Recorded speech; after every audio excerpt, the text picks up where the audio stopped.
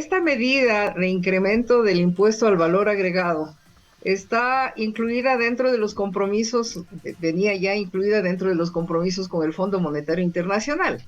En el informe que fue entregado por el Fondo Monetario Internacional sobre la evaluación ex post del acuerdo de servicio ampliado, recordemos que ese acuerdo fue firmado durante el gobierno del expresidente Moreno en marzo del 2019.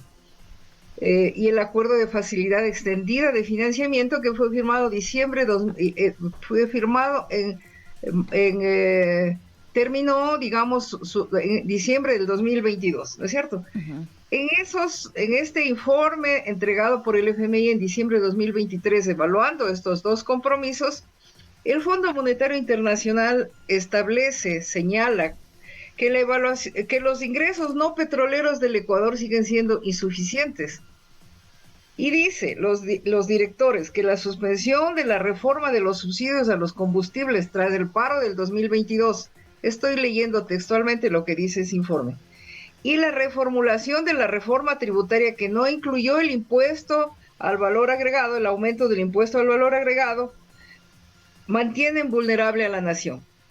Es decir, el Fondo Monetario Internacional pone el foco, pone la atención en que el gobierno del expresidente Lazo no habría cumplido Ujú. con esta parte del compromiso con el Fondo Monetario Internacional de aumentar el impuesto al valor agregado.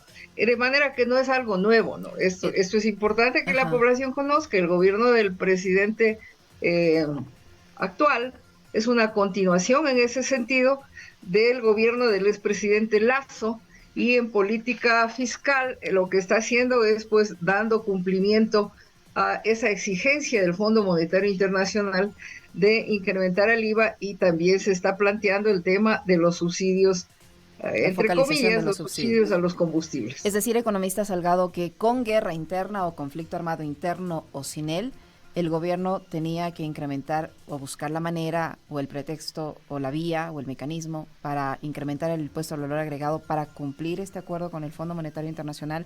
¿Y qué pasaría o qué podría pasar si no se llega a aprobar esta propuesta de incrementar el IVA? Bueno, el Fondo Monetario Internacional puso como condición tanto del incremento del IVA como viene insistiendo en la eliminación de los, entre comillas, digo, subsidios a los combustibles, porque ahí hay un debate importante que está planteado, ¿no? Sobre cuál es la magnitud y sobre cuál es realmente el impacto que tienen esos subsidios.